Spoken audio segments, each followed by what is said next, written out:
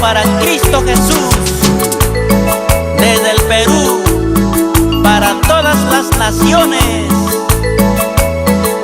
y todos con las palmas arriba, las palmas arriba, las palmas arriba, con gozo y alegría.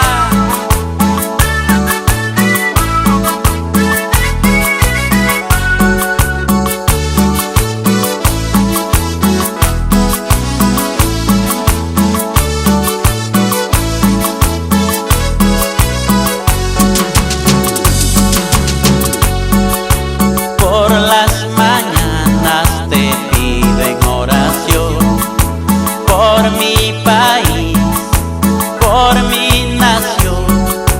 Por las mañanas te pido en oración por mi país, por mi nación.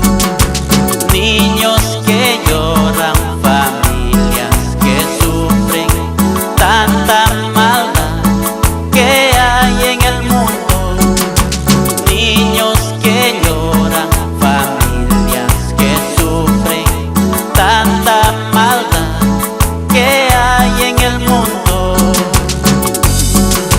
Sé que tú me escuchas, sé que tú me oyes, atiendes mi clamor, bendito Jesús.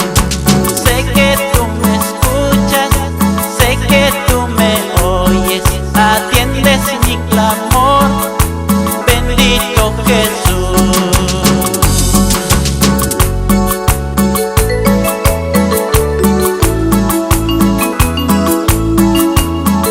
Hoy me postro delante de ti y te pido que extiendas tus manos sobre mi nación.